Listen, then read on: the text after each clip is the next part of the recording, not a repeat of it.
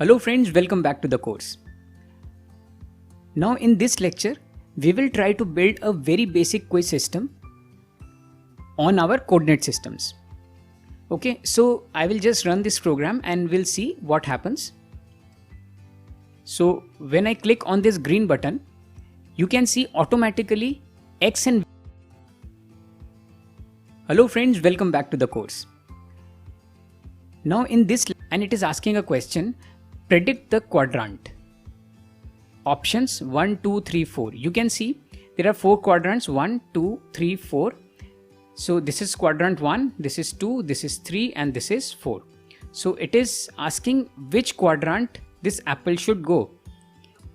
Now we can see X is minus 175 and Y is 149. So X is minus and Y is plus. So it should go on the 4th quadrant. So let's write 4 and press enter. Yes, it went to the 4th quadrant. So our answer was 4 and it has gone to 4. Now let's run it again. It is saying X is positive, Y is negative. X is positive and Y is negative. So it should go here in the 2nd quadrant. But let's say we enter 1. So it is going in the 2nd quadrant and our answer was 1. So this is a very basic quiz system. We have yet not implemented all the concepts of quiz that your answer is right or wrong. That we will do in the next lecture. So let's try to build this first. Okay, so see you in the lecture. So till last lecture we have built this, right? So what we will do is, first of all, we will go to stage and we will go to here backdrop. So we have clicked on this stage here and now we are going to backdrops, and here we'll click on text. So if we click here, you can see it is blinking, so I'll write 1 and I can change the color to say blue. Okay. Now I can increase its size also. Then I will click here and write 2. If I click outside, it will give an option to increase size 2. I'll click here and I'll write 3. Right now we are making quadrants and I'll click here and I'll write 4. Okay. So 1, 2, 3, 4, they are not in the line. That's okay. Now this is the first quadrant, this is 2nd, this is 3rd and this is 4th. We have already discussed. Now let's go to the programming part. Let's go to code here and select the apple, because till now stage is selected, no code is visible. If we select apple, the code will be visible. So now what we have to do is, we don't have to ask the user any X or Y value. So we will remove this X and Y value. Okay, and we will send it to trash. What will happen is, this X and Y value will be generated automatically. So how it can be generated automatically? Yes, we have to go to operators and here we have to select pick random. So we will select pick random and we'll put it here inside X value. Now it will pick a random number. If we click here, if we click on run, say it has picked a random number 1. If I click again, now it has picked 7. If I click again, it has picked 2. So it will pick a random number. But what is the value of X on the axis? The X value varies from minus 240 to plus 240. So what we will put here, from where to where it should pick the number?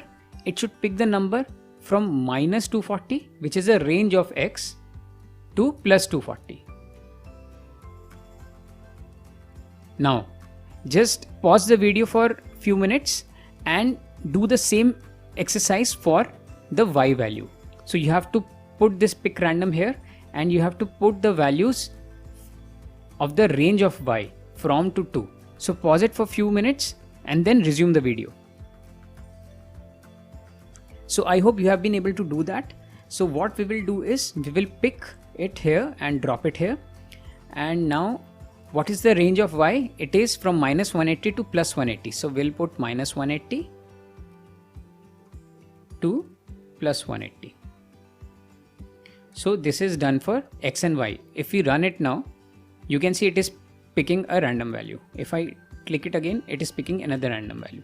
Okay, now what we will do, we'll ask the user to enter in which quadrant the apple will go. So we have to go to sensing. We will write guess in which quadrant the apple will move. Okay, and what we can do is we can go to variables, and here we can make another variable and we can write it your answer. Okay, now your answer is also visible. We can put this your answer here. Now what we will do is we will put the value of answer in your answer. So first of all, we have to make the value of x 0, y 0 and your answer 0. So x has to be 0 at the start, value of y has to be 0 and your answer has to be 0. So here what we will do, we will set the value of your answer to answer.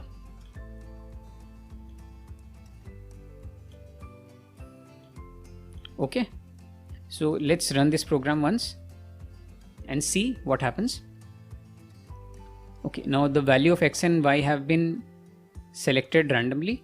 Now it is asking for a value in which quadrant the apple should move. So let's say minus minus, it should go to minus x and minus y, third quadrant. So enter 3.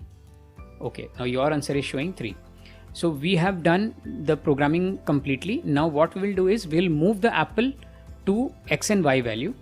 So that is a very simple thing we have to do. We have to just select glide x value and y value and we will make it 0. Okay. So after writing this statement, our program is complete. Let's run it. Now it is displaying two numbers, x is negative, y is negative. So x is negative and y is negative, it should go to quadrant 3, enter 3. Yes, it has come to quadrant 3. Very good. Now let's do it again. X is negative, y is positive. X is negative but y is positive, quadrant 4. So you can play this game for some time. It will help to build your understanding for the coordinates and coordinate system. So this was all about this lecture. I hope you have learned something new about coordinates in this lecture and you have been able to understand how the coordinate system works. Now what we will do is we will move on to next level of coordinate system understanding and we will build a better quiz system on this application itself. So see you in the next lecture. Thank you.